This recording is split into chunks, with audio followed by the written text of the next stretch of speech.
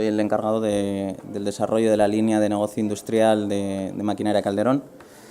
Y bueno, vamos a hablar esta tarde sobre la importancia de la calidad del aire comprimido y la eficiencia de los sistemas de aire comprimido en la industria alimentaria, ¿vale? La ponencia se dividirá en dos partes, ¿vale? Una primera en la que hablaremos sobre la importancia de la calidad del aire en los sistemas, ¿vale? Y el por qué es importante en la industria alimentaria. Y una segunda parte que hablaremos sobre la eficiencia energética y las diferentes formas de aumentar la eficiencia de los sistemas, ¿vale? En primer momento, ¿por qué es importante la calidad del aire del aire comprimido de la industria alimentaria? Bueno, hay dos motivos. El primero y más importante es por el riesgo de contaminación que puede haber si hay un contacto con el producto final. El aire comprimido, si no se trata, puede estar caliente, húmedo y lleno de partículas, ¿vale?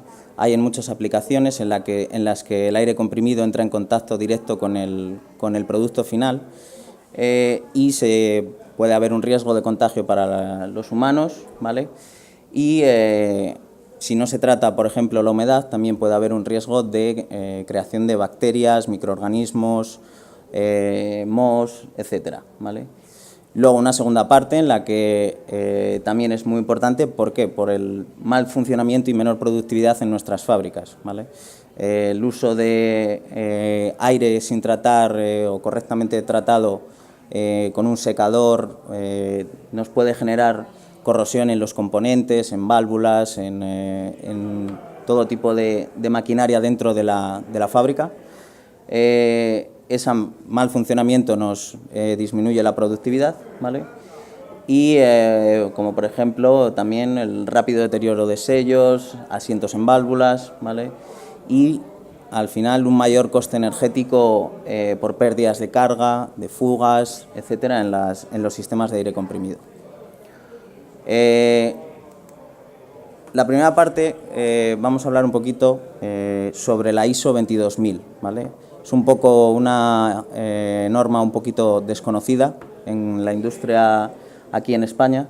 Es complementaria a la ISO 9001, ¿vale? Y la ISO 22000 lo que trata es sobre la seguridad alimenticia durante el transcurso de toda la cadena de suministro, es decir, desde la producción hasta incluso en restaurantes, etcétera, donde se sirve, ¿vale? ¿De qué nos habla esta ISO 22000? Bueno, nos marca los requisitos para desarrollar un sistema APCC, ¿vale? Que es un sistema para análisis de peligros y puntos de control dentro de una fábrica, ¿vale? Esto es muy importante porque esto está de acuerdo a los principios enunciados en el Códex Alimentario, ¿vale? Para seguridad alimentaria, y nos marca los requisitos para buenas prácticas en la fabricación de alimentos y nos marca cómo debería ser un sistema de gestión de seguridad alimentaria dentro de nuestras fábricas. ¿Por qué es importante en el aire comprimido la ISO 22000? Bueno, porque el aire comprimido es un suministro dentro de las fábricas, igual que es el agua, igual que es el gas o igual que es la electricidad. En los sistemas APPCC se audita el mantenimiento y la calidad del aire comprimido, no solo la calidad, sino también el mantenimiento, porque si no se hace un correcto mantenimiento puede derivar en una falta de calidad del aire. Luego, ¿cómo se denominan o cómo se clasifican las calidades del aire comprimido? Bueno, hay un estándar ISO que es el 8573, ¿vale? En la que marca tres diferentes calidades, ¿vale? La primera es en partículas, la segunda es en humedad y la tercera es en aceite, ¿vale? Cada una de ellas hay diferentes clases, ¿vale? En la que cuanto más pequeño es el número de la clase, más alta es la calidad. Se supone que hay hasta una calidad 1, ¿vale? Y cuando está por encima de esa calidad 1 se denomina clase 0. Esa clase 0 significa que está por encima de la calidad 1. Esto es importante, por ejemplo, en el aceite, en el apartado del aceite, porque existen compresores que se denominan exentos de aceite, ¿vale?, que se certifican clase 0. Clase 0 no significa que no tenga contenido en aceite, sino que está por debajo de la clase 1, ¿vale? Algo muy importante y que el fabricante tiene que tener en cuenta es que cuanto más alta es la calidad, mayor es la inversión y mayor coste de utilizar más mantenimiento y más energía, ¿vale? Lleva otros beneficios, que es una mayor seguridad alimenticia, etcétera, ¿vale? Otros beneficios. Importante es el definir desde un principio, por ejemplo, si estamos diseñando una fábrica nueva, qué tipo de calidad de aire necesitamos, ¿vale? Es decir, no vale irme o no es necesario irme a la mayor calidad si en realidad mi aplicación donde lo utilizo el aire comprimido no lo necesito, ¿vale? Y al revés, el quedarnos en una calidad baja cuando, por ejemplo, utilicemos un aire comprimido para estar en contacto con el producto final es un error, ¿vale?, por los riesgos que puede conllevar. Entonces, el elegir esa calidad del aire, primero, depende de la aplicación, y lo segundo, si es una fábrica que ya está en funcionamiento, pues el de las condiciones de trabajo, diseño del sistema y si en la actualidad tienen algún problema, ¿vale? En cuanto a normativas europeas, actualmente no existe una normativa europea que nos defina o que nos diga que en la industria alimentaria debemos utilizar esta calidad o esta otra, ¿vale? Sí que existen recomendaciones de dos organismos dentro de Europa, ¿vale? EHDG es un consorcio de fabricantes de maquinaria, institutos de investigación y de productores de multinacionales, productores de alimentos, Nestlé, Coca-Cola, etcétera, etcétera, ¿vale? Este grupo de diseño, ¿vale?, en la que lo que marcan son recomendaciones sobre qué usar o qué tipo de maquinaria usar en las fábricas, ¿vale? Por ejemplo, este organismo lo que está poniendo mucho énfasis es en el uso en toda la industria alimentaria de aceite de grado alimentario, ¿vale? Luego está EFSA, ¿vale?, que es la autoridad que regula la seguridad en la industria alimentaria, ¿vale? De nuevo, marcan unas pautas, pero no hay una directiva que nos obligue a utilizar una calidad u otra, ¿vale? Luego, tenemos las asociaciones industriales, ¿vale? ¿Qué nos recomiendan las asociaciones industriales en cuanto a la calidad del aire? Principalmente hay dos asociaciones que se han preocupado sobre la calidad del aire en la industria alimentaria. Una es VICAS, ¿vale?, que es la Asociación de Fabricantes de Compresores en el Reino Unido, ¿vale?, y VDMA, ¿vale?, que es la Asociación de Ingenieros Mecánicos y de Fabricación en Alemania. Estas dos asociaciones han llegado a un tipo de acuerdo en el que marcan este tipo de recomendación en cuanto a calidad, ¿vale? Más adelante explicaré qué es la zona sin contacto con alto riesgo o cómo se define y cómo se define un contacto directo del aire comprimido, ¿vale? El principal motivo por el que estas asociaciones se empezaron a preocupar por esto es porque tanto en Reino Unido como en Alemania hubo casos de contaminación por aceite en alimentos y se detectó, ¿vale? ¿Cuáles son los riesgos de una contaminación por humedad o aceite, ¿vale?, y cómo evitarlos? Bueno, los riesgos que se corren si no utilizamos una buena calidad de aire, lo primero es si se detecta, por ejemplo, que en un empaquetado de jamón se detecta que hay trazas de aceite industrial, ¿vale?, sintético. ¿Qué nos pasaría si fuéramos una empresa? Bueno, pues tendríamos la necesidad de hacer una retirada de productos, ¿vale? Eso nos conlleva un daño a la imagen de la empresa, ¿vale?, y incluso a posibles demandas de consumidores y de organismos oficiales, ¿vale? ¿Cómo evitamos estos problemas? Bueno, la principal forma de evitar estos riesgos es como nos indica la ISO 22000, ¿vale? Es hacer el análisis de peligros, ¿vale? Y puntos críticos de control, ¿vale? Esta forma o este método lo que nos ayuda, ¿vale? Es en paso a paso a identificar los riesgos y cómo evitarlos, ¿vale? El primer paso es el análisis de riesgos, es decir, saber qué zonas en nuestras fábricas son zonas de contacto directo, qué zonas son zonas sin contacto directo pero con alto riesgo y qué zonas no tienen ningún tipo de riesgo, ¿vale? Dentro de las zonas de alto riesgo o de contacto directo, el determinar los puntos de control, es decir, los puntos donde estamos aplicando aire comprimido y hay ese riesgo, ¿vale? Y al identificarlos, el tercer paso es establecer los límites, ¿vale? Es decir, si yo tengo un contacto directo, el establecer el límite de que siempre tengo que tener este tipo de calidad de aire cuando lo utilizo, ¿vale? Eso se puede hacer. En la actualidad existen todo lo que son equipos de medición para la calidad del aire. Se puede medir tanto aceite como punto de rocío y contenido en partículas en directo y se puede hacer una monitorización en continuo, ¿vale? Y si vemos que tenemos esos problemas, pues establecer unas acciones correctivas, ¿vale? Y los procedimientos de verificación después de hacer las acciones correctivas. Como último paso, lo que se intenta es mantener esos procedimientos documentados y un registro, ¿vale? Para que en cualquier momento, si una autoridad quiere hacer una auditoría, etcétera, etcétera, ¿vale?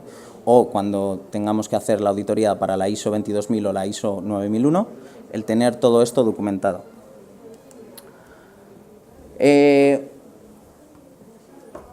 ¿Por qué se generan estos problemas en el aire comprimido? Bueno, lo primero es entender qué es lo que pasa o cómo se genera el aire comprimido, ¿no? Ahora imaginemos que tenemos una molécula de aire, ¿vale? Que está a una temperatura de 20 grados, una presión inicial de un bar y tenemos un volumen de 80 metros cúbicos de aire comprimido, ¿vale? Ahora esa molécula la meto en un compresor y imaginemos que en un mundo ideal conseguimos que ese aire comprimido se mantenga a 20 grados, ¿vale?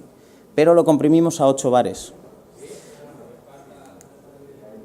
¿Qué es lo que va a pasar con ese aire? El volumen se encoge, lógicamente. ¿Alguien me sabría decir cuál es el volumen final de ese aire?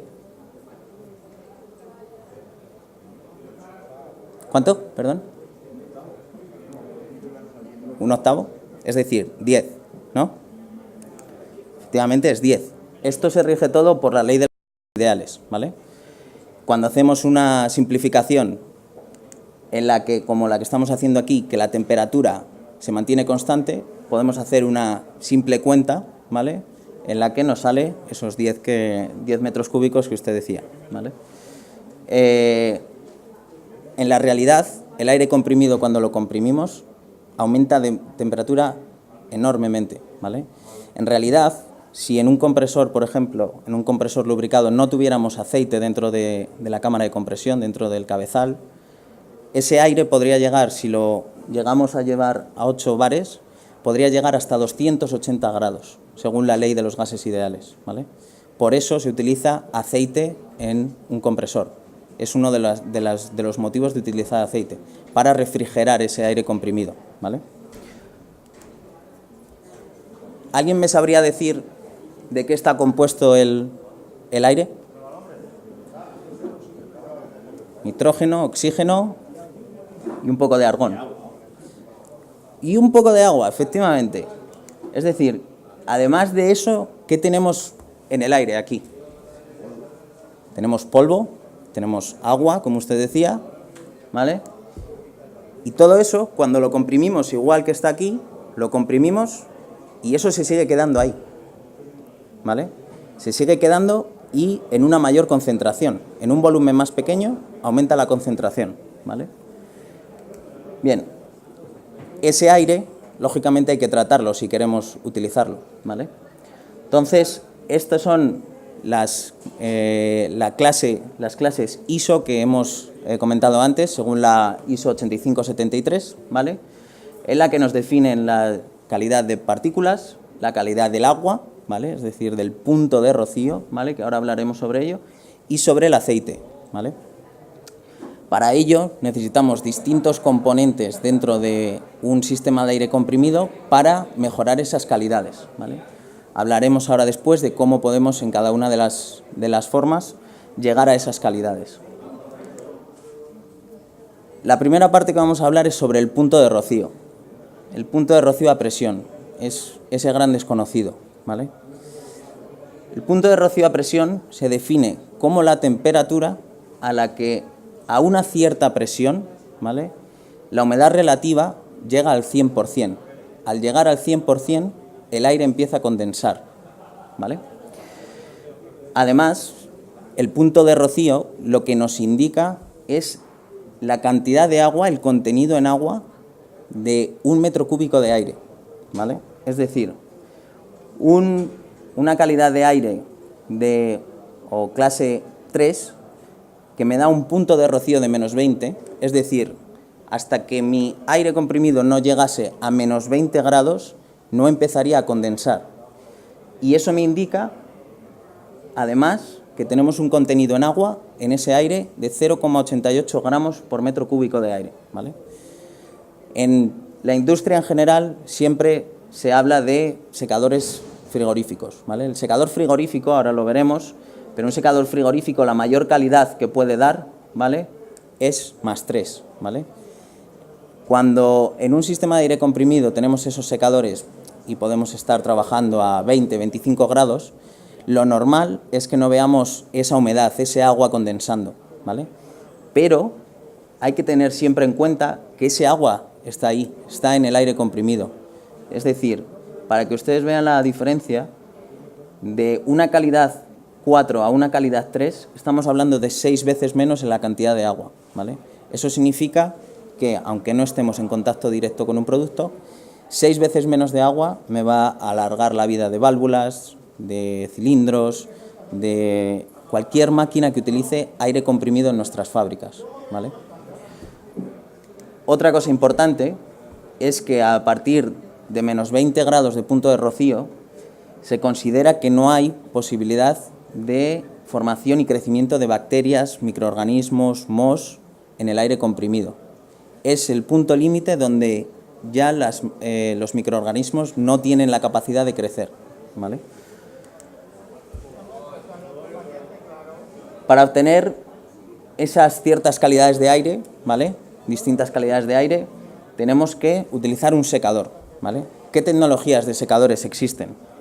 Bueno, para llegar a una clase 4 o una clase 5, que es un +3 o un +7, podemos utilizar un secador frigorífico tradicional, ¿vale?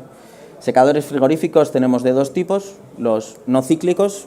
Los no cíclicos, su característica es que trabajan siempre a piñón, es decir, el compresor de gas está funcionando al 100% siempre, ¿vale? Sin embargo, los secadores cíclicos lo que hacen es ahorrar energía. Ahorran energía porque tienen un sistema adicional de glicol, que lo que es el glicol es una masa capaz de absorber frío, ¿vale? Al absorber frío lo que hacemos es parar el compresor. Al parar el compresor ahorramos energía y además le duplicamos la vida útil a ese compresor de gas, ¿vale? Eso es un sistema muy utilizado no solo en el aire comprimido, sino en cualquier sistema de frío, ¿vale?, el glicol. Luego tenemos la calidad 3, ¿vale? Para llegar a una calidad 3 tenemos 3 tipos diferentes de secadores, cada uno con sus ventajas y sus problemas, ¿vale? Por ejemplo, el secador de membrana, el problema que tiene, ¿vale?, es que para regenerarse, para poder seguir utilizándose, tiene que consumir el propio aire comprimido que se genera en el compresor. Se tiene que utilizar hasta un 35% del aire que se genera en el compresor para regenerarse se utiliza en el secador. Es decir, estamos malgastando energía en el compresor para tener una buena calidad de aire, ¿vale? ¿Beneficio que tiene? No tiene mantenimiento, 0, ¿vale? Luego tenemos el secador de tambor, que tiene muchos beneficios en el sentido de un bajo consumo energético, utiliza el calor de compresión de los compresores, pero ese calor solo se puede generar en un compresor exento de aceite. Es decir, con un compresor lubricado tradicional no se puede utilizar este tipo de secadores. Y el mantenimiento es bastante caro. Y luego tenemos por último el secador frigorífico cíclico, ¿vale? Esto es una novedad dentro de los sistemas de aire comprimido, ¿vale? Utiliza una tecnología como un secador frigorífico tradicional, ¿vale? Pero llegando a puntos de rocío de menos 20 grados, ¿vale? ¿Qué beneficios tiene? Bueno, utiliza relativamente poca energía, ¿vale? Solo un 10% más que un secador frigorífico tradicional, pero llegamos a ese punto de rocío que es una alta calidad. Y el mantenimiento es tan bajo como un secador frigorífico tradicional. Por último tenemos la más alta calidad que se puede generar con secadores de absorción o de secantes, ¿vale? Los secadores de absorción nos dan una clase 1 o clase 2, es decir, podemos llegar a menos 40 o menos 70 grados de punto de rocío.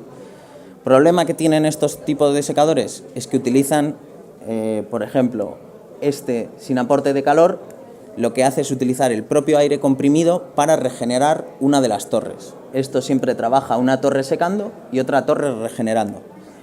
Se utiliza el propio aire comprimido para regenerar esa torre que ya ha estado secando, ¿vale? En los secadores con aporte de calor se utiliza energía para quitarle esa humedad a la torre que ya ha estado trabajando, a la torre que está regenerando.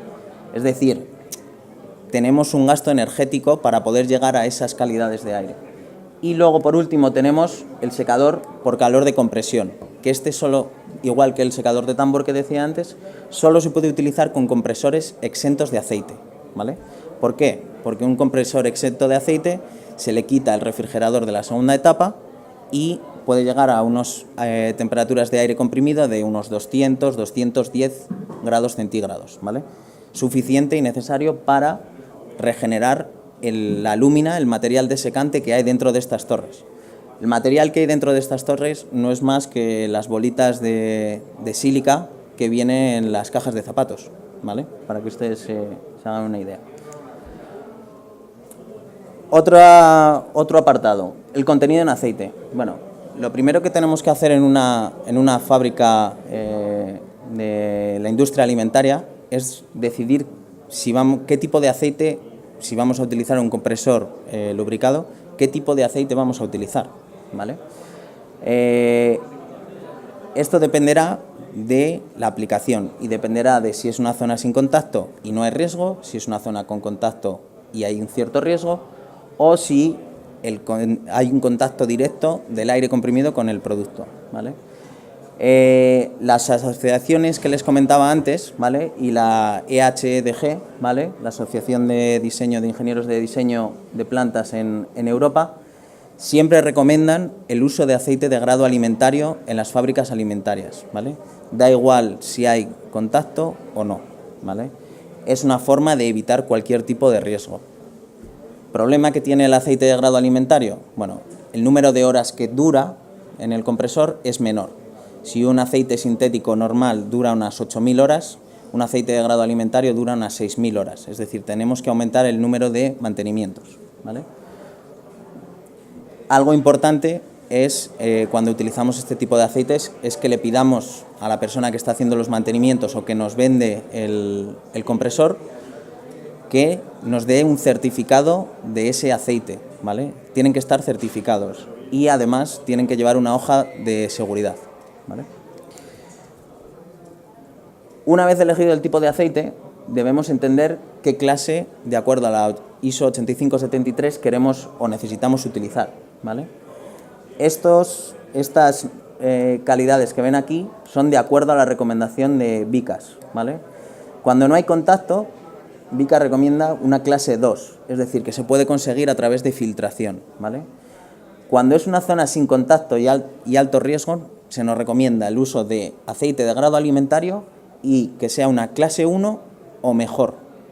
Mejor solo se podría conseguir con los compresores exentos de aceite, ¿vale? Y cuando hay contacto con producto, Vicas siempre recomienda el uso de compresores exentos de aceite, es decir, en la cámara de compresión no hay ningún tipo de aceite y nos evitamos cualquier tipo de riesgo. En cuanto a las partículas, ¿vale? Una buena calidad de aire en partículas nos sirve de dos formas. Cuando utilizamos un prefiltro nos sirve para proteger el secador, ¿vale? Ya sea secador frigorífico o secador de absorción. Lo que nos va a hacer es alargar la vida en un secador frigorífico del radiador que tienen dentro, del evaporador y del condensador, y en los secadores de absorción, el material desecante nos va a durar un mayor tiempo, ¿vale? Cuando en postfiltro, al revés que el prefiltro, se utiliza para obtener una alta calidad, normalmente la clase 1, ¿vale? Esto es para mejorar el funcionamiento de instrumentación, válvulas y, en el caso de que hubiera contacto con el producto final, tener la mayor calidad posible, ¿vale? Las partículas nunca se puede llegar a una clase 0, no hay una mayor calidad que la clase 1 en los filtros en el mercado del aire comprimido, ¿vale? Hay distintas guías de calidades según la aplicación. Podemos tener aire para instrumentos en diferentes industrias, ¿vale? Y dependiendo de la aplicación, distintos fabricantes de filtros, distintos fabricantes de compresores nos van a dar unas recomendaciones, ¿vale? Yo siempre me iría en la industria alimentaria a guiarnos por las recomendaciones de asociaciones como Vicas o VDMA, ¿vale? Bueno, vamos a pasar a la segunda parte de la ponencia, en la que vamos a hablar sobre las auditorías energéticas en los sistemas de aire comprimido, o por qué es importante la eficiencia en los sistemas de aire comprimido, ¿vale? Los sistemas de aire comprimido consumen entre un 10 y un 30% de energía total de una fábrica en una planta de producción. Es decir, es un alto consumidor dentro de una fábrica, ¿vale? Y las fugas incluso pueden aumentar este consumo. Es decir, el aire comprimido genera, lógicamente nos sirve en las fábricas para hacer muchos procesos, para muchos trabajos, pero consume mucha energía, ¿vale? Por ello es tan importante el mejorar la eficiencia, el auditarlo, el tenerlo siempre mantenido y en buena calidad, los sistemas, ¿vale? El principal objetivo de cualquier empresa es ahorrar, mejorar la eficiencia y mejorar la productividad, ¿no? En el aire comprimido lo podemos hacer reduciendo fugas, actualizando equipos obsoletos, ¿vale? Incluyendo sistemas de recuperación de energía, que hablaremos luego de ello, y ajustando los controles. Sistemas de automatización que nos mejoren la eficiencia de los sistemas, ¿vale? Además del ahorro energético, la reducción de costes, el mejorar el funcionamiento de un sistema de aire comprimido nos puede mejorar la productividad, nos puede mejorar en los procesos de manufactura y a la larga la calidad del producto, ¿vale? Esta diapositiva es un poco condensada, pero bueno. Hay también unas ISOs que definen el tema de las auditorías energéticas. Tenemos la ISO 50001 y la ISO 50002.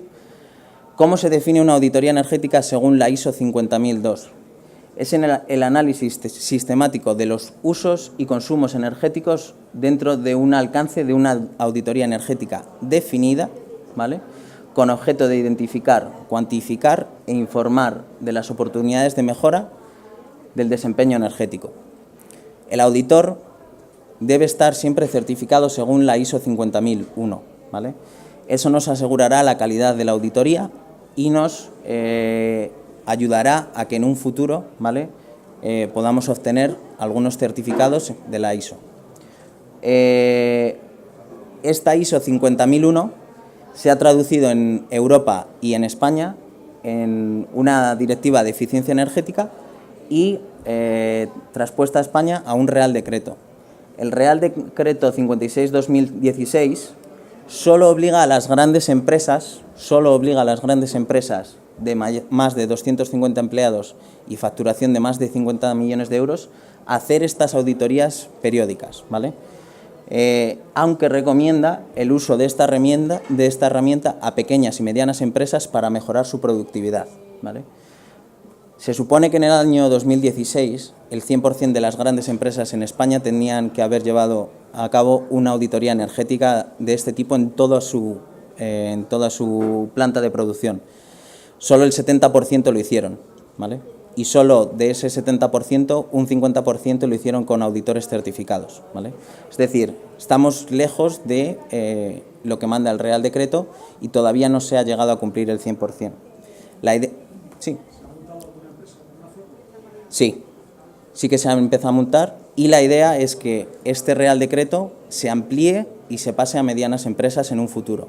No en un futuro próximo porque todavía les está costando hacerlo en una gran empresa, pero que se amplíe a las medianas empresas. Lo que se hace actualmente es recomendar para mejorar la productividad, ¿vale? Igual pasa en edificios de construcción, ¿vale? El Real Decreto también está para edificación, ¿vale? ¿Cómo se debe llevar a cabo una auditoría energética de acuerdo a la ISO 50001? Bueno, lo primero es planificar la auditoría, ¿vale? El auditor energético lo primero que tiene que hacer es sentarse con el cliente, ¿vale? Y definir el alcance, ¿vale? El límite y los objetivos de la auditoría.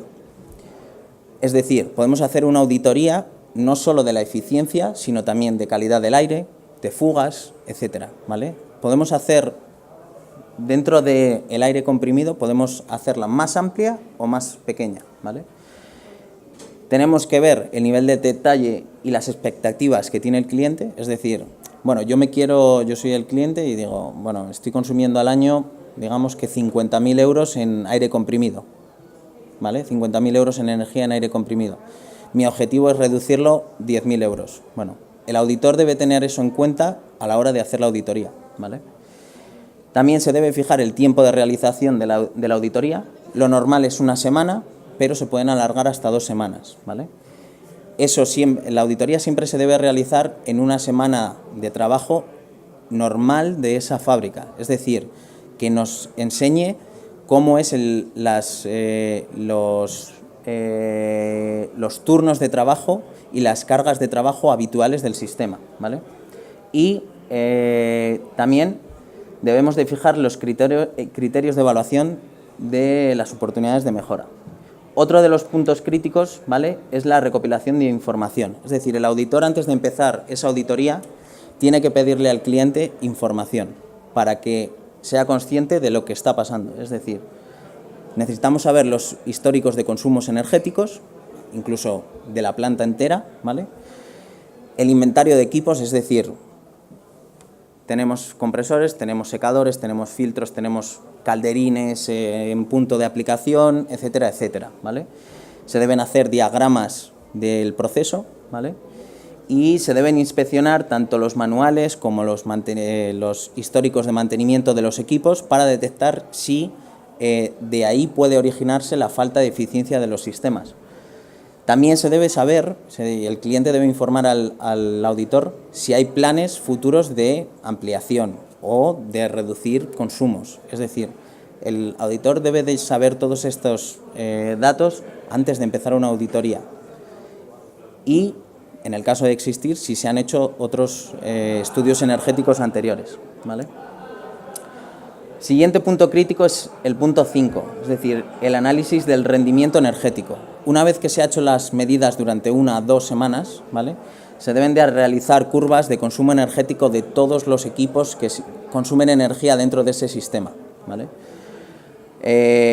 Se debe hacer ese análisis en diferentes escalas temporales porque puede ser que en ciertos días tengamos mayores consumos, otros que menos, y que nos indique si, por ejemplo, una fábrica durante el fin de semana trabaja a una menor carga, si en realidad, en vez de necesitar un compresor que me da 100, podemos tener otro compresor que me dé 20 y me mantenga mi sistema al máximo de eficiencia. Y otra de las cosas que se debe hacer es identificar los procesos de mayor consumo de aire comprimido, de mayor consumo, y cuáles son los potenciales de reducción. Es decir, hay en muchas fábricas que mucho del consumo de aire comprimido viene de que un operario se limpia las botas con la goma, o viene de que otro utiliza el aire para secar una pieza que estaba por allí. Bueno, hay que ver ese tipo de cosas porque a veces simplemente puede ser una cuestión de educación a los trabajadores en vez de que el sistema no es eficiente, ¿vale? Por último, el último punto crítico, ¿vale?, es el análisis que debe y la propuesta de mejora que debe dar el auditor al cliente, ¿vale? Primero, se debe hacer una descripción de la situación actual, ¿vale?, que el cliente conozca lo que está pasando en su fábrica, y el auditor energético certificado siempre debe dar 3 opciones al cliente, es decir, unas mejoras con una inversión casi nula, es decir, pequeños consejos que mediante esos consejos consigamos una cierta mejora de la eficiencia, ¿vale?, y con una inversión casi nula. Una inversión de nivel medio, ¿vale?, y una inversión, digamos, más avanzada, ¿vale? Cada una de estos tipos de soluciones, lógicamente, nos traerán un retorno de inversión distinto, ¿vale? Lo normal es que cuanto mayor sea la inversión, mayor o menor sea el retorno de inversión, aunque eso no tiene por qué siempre pasar.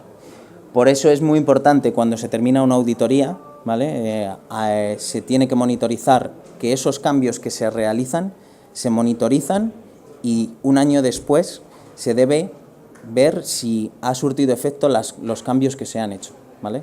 Eso es parte de una auditoría de acuerdo a la ISO 50001.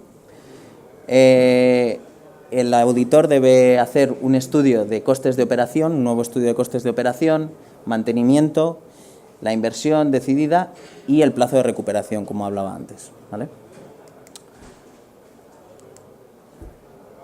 Otro de los puntos importantes donde podemos mejorar la eficiencia de nuestros sistemas son las fugas de aire comprimido. Para que se hagan una idea de lo que es una fuga de aire comprimido, ¿vale?, es como tener un pantalón lleno de el bolsillo lleno de monedas y tener un agujero, ¿vale? Muchas veces se nos van cayendo las monedas y no sabemos que se nos caen, ¿vale? Y la solución no es meter más monedas, sino arreglar el agujero, ¿no? Para que se hagan una idea, el coste en una fábrica que trabaja 4.000 horas año, ¿vale?, un pequeño agujero de un 16avo de pulgada está malgastando, con un coste energético de 0,1 euros el kilovatio hora, está malgastando 395 euros, ¿vale? Ese pequeño agujero. Lo normal es que pueda haber del orden de 15, 20 de esos pequeños agujeros. Por lo tanto, se pueden hacer la idea de lo que nos cuestan las fugas en un sistema de aire comprimido, ¿vale? Las auditorías de fugas se recomienda hacer cada 2 años, ¿vale?, para mantener el sistema siempre al máximo de eficiencia. Otro de los tópicos y formas de ahorrar dentro de un sistema de aire comprimido es qué tipo de compresor utilizo. ¿Velocidad fija, velocidad variable? Bueno, hay muchas discusiones en cuanto a qué es mejor y qué es peor, ¿vale? Eso dependerá de muchos factores. Ahí, como se indica, habrá que entender dónde se va a usar el aire y la simultaneidad. Es decir, imagínese que yo tengo un taller mecánico en el que tengo 10 puestos de mecánicos que están utilizando las pistolas de apretar tuercas y 5 de ellos trabajan a la vez, ¿vale? Yo tengo que dimensionar mi sistema para ese tipo de trabajo. Sin embargo, también lo tengo que dimensionar para en el caso de que a lo mejor lo utilicen 7. ¿Cómo cubrimos ese tipo de picos? Bueno, para eso están los compresores de velocidad variable o el tener un calderín de mayor tamaño, ¿vale? Si la instalación, también tenemos que conocer las cargas de trabajo, es decir, si tenemos más de un turno, cuáles son las cargas de trabajo de cada turno, ¿vale? Y si en esa instalación, si por ejemplo es una instalación ya funcionando, si hay más de un compresor trabajando a la vez, ¿vale? Es decir, a lo mejor si tenemos una fábrica en la que tenemos 2 compresores de velocidad fija, habría que estudiar si nos compensa, mediante una auditoría energética, cambiar uno de ellos a velocidad variable o incluso los 2, ¿vale? Dependiendo de muchos factores que se verían en una auditoría energética, podemos determinar qué tipo de compresor necesitamos, ¿vale? También se debe tener en cuenta qué tipo de capacidad o qué tamaño de capacidad tenemos de calderín, ¿vale? Cuanto mayor sea nuestro calderín, mejor, siempre mejor en nuestra instalación, ¿vale? Y, por ejemplo, si en una instalación tenemos problemas con los picos de arranque, un compresor de velocidad variable siempre nos va a ayudar a evitar ese tipo de problemas. Aunque no lo necesitemos porque nuestra carga de trabajo siempre es muy estable, ¿vale? Un compresor de velocidad variable nos va a ayudar a resolver ese tipo de problemas. ¿Cómo funciona un compresor de velocidad fija? Bueno, básicamente un sistema, ¿vale? En un compresor de velocidad fija siempre le fijaremos una presión de descarga y una presión de carga. Esto se llama la banda de presión, ¿vale? Cuando la presión de nuestro sistema empieza a bajar, significa que el consumo de aire comprimido en el sistema aumenta, ¿vale? Es decir, hasta un cierto punto donde yo le he marcado al compresor que es nuestra presión de carga. Cuando él detecta la presión del sistema baja hasta ahí, el compresor arrancará y empezará a suministrar aire. Es lo que llamamos un periodo de carga. Ese compresor, sí, durante un tiempo estará funcionando, ¿vale? Y si el consumidor empieza a dejar de utilizar aire, la presión aumentará. Aumentará seguramente hasta un punto en el que lleguemos a nuestra presión de descarga o presión de vacío, ¿vale? El compresor se va a vacío y lo que hace, como ven aquí, es, en vez de consumir el 100% de la energía, consume aproximadamente un 30%, pero sigue funcionando y consumiendo energía a pesar de que no está dando aire. Es decir, tenemos una máquina funcionando, consumiendo un 30% de su potencia máxima y no nos está aportando nada, ¿vale? Cuanto más pequeños, lógicamente, sean estos periodos, mejor. Y así trabajará continuamente, ¿vale? ¿Cómo trabaja un compresor de velocidad variable? Lo que hacemos es reducir esa banda, ¿vale? Un compresor de velocidad variable siempre irá siguiendo, mediante un transmisor de presión, siempre irá siguiendo la presión que nosotros le marquemos al compresor que queremos tener, ¿vale?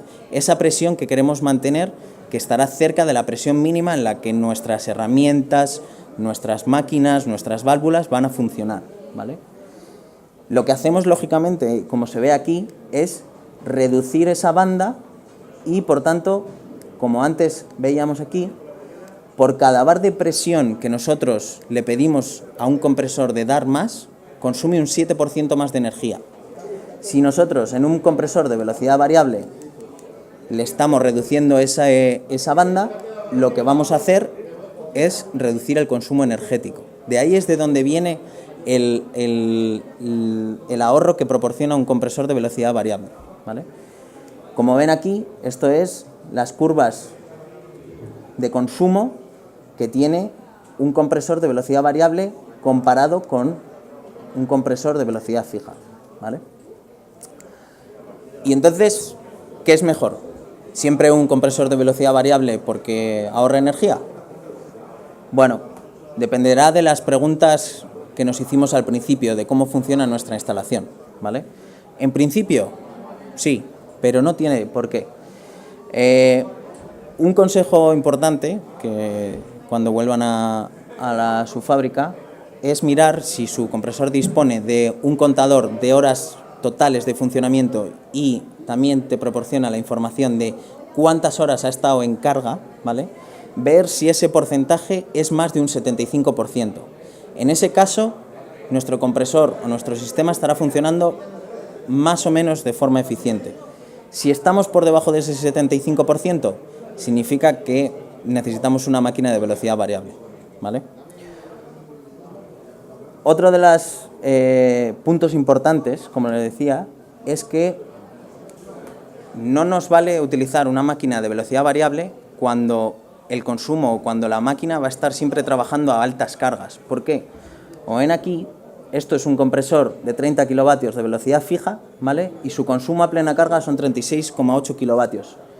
Un compresor de la misma potencia de velocidad variable consume 1 kilovatio más.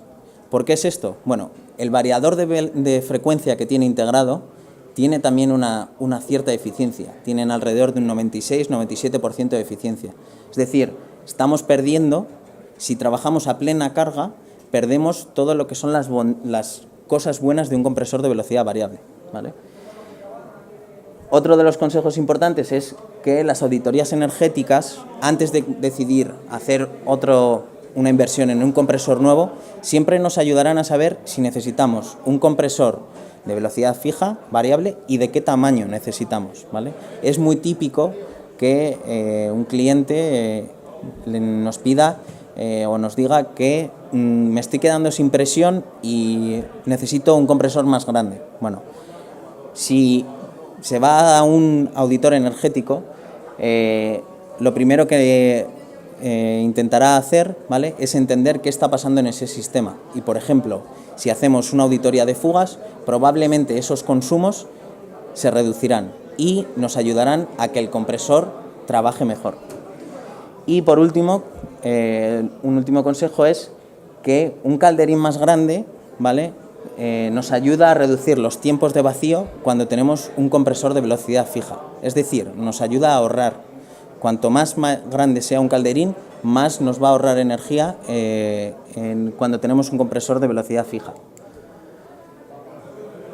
Como decía antes, por cada bar de presión que se reduzca en el sistema podemos ahorrar hasta un 7% de energía. En cuanto a esto hay varios consejos. Lo primero es, cuando tenemos una fábrica de un cierto tamaño, ¿vale?, es tener una red cerrada, un anillo cerrado en el sistema de aire comprimido, en el sistema de tuberías, ¿vale? Esto nos ayuda a reducir la presión que necesitamos dentro del sistema, con diámetros y filtros apropiados dentro del sistema. Otra de las importantes es controlar semanalmente si la pérdida de carga en los filtros aumenta, ¿vale? Hay algunos filtros que tenemos o un manómetro o un indicador que nos va a indicar la pérdida de carga que tenemos en ese filtro, ¿vale? Como en este caso, por ejemplo, ¿vale?, en verde nos indicaría que está nuevo o seminuevo, y cuanto más se vaya acercando al rojo, tendrá mayor pérdida de carga. Un filtro, cuando está muy sucio, ¿vale?, puede llegar a tener una pérdida de carga de medio bar. Como decíamos antes, cada bar significa un 7% más de energía. Es decir, que cuanto más cambiemos los elementos de los filtros, mayor energía podemos ahorrar, a pesar de que es un costo de mantenimiento, pero la energía es más cara, ¿vale? Cuando se va a instalar un nuevo secador o un nuevo filtro, ¿vale?, es importante que la persona que está ofertando ese nuevo filtro, ese nuevo secador, ¿vale?, se fije en varios parámetros. Lo primero, el caudal máximo que ese secador o ese filtro va a trabajar, ¿vale?, o va a tratar, y la presión mínima de trabajo, ¿vale? Cuanto menor es la presión, mayor es el tamaño que necesitamos de filtro, porque la masa de aire que necesitamos tratar es mayor, ¿vale? No el caudal, sino la masa. También es muy importante la temperatura de aire de entrada y la temperatura ambiente, ¿vale? Por eso siempre es importante, cuando se oferta o cuando se vaya a comprar un nuevo secador, un nuevo filtro, ¿vale?, que se le entregue al cliente la hoja de selección del secador, ¿vale?, y una hoja de datos completa en la que se indique, por ejemplo, como está aquí, la pérdida de carga de ese secador, ¿vale? Por ejemplo, en este caso tenemos una pérdida de carga de 0,072 bar, ¿vale? Por último, hablar de las soluciones de recuperación de energía. La recuperación de energía es un tópico muy interesante dentro del aire comprimido, ¿vale?, ya que un compresor no es más que un transformador de aire en un estado a otro, ¿vale?, y lo que hace es consumir energía. De esa energía, aproximadamente un 95% tiene el potencial de ser recuperado, ¿vale? En un compresor lubricado, por ejemplo, se puede recuperar hasta un 70-75% de la energía. Es decir, imagínense que tenemos un compresor de 100 kilovatios instalado, ¿vale? Podríamos recuperar 75 kilovatios de esa energía para otros usos dentro de nuestra fábrica. ¿Cómo se puede recuperar ese calor o esa energía? Se puede recuperar en forma de calor. En un compresor lubricado, por ejemplo, se puede recuperar añadiendo un intercambiador de placas, se puede recuperar del aceite, ¿vale? Ese 70%, y se puede recuperar con agua hasta 70 grados. Agua hasta 70 grados, ¿qué nos sirve? Bueno, pues nos sirve de precalentamiento en calderas de vapor, en otros sistemas en que podemos utilizarlo para ahorrar energía, ¿vale? Otra forma que se puede recuperar, pues a un poco de menor temperatura, se puede utilizar para agua caliente sanitaria dentro de las fábricas. Y por último, otra de las formas habituales, ¿vale?, es con ese calor que desprenden los compresores por la parte de arriba, ¿vale?, se puede canalizar ese calor, ¿vale?, y utilizarse para calefactar ciertas zonas de una fábrica, si se quiere, ¿vale? Entonces, un compresor consume mucha energía, pero si le ponemos los medios, se puede reutilizar, ¿vale? Y bueno, eso es todo. Gracias por su atención.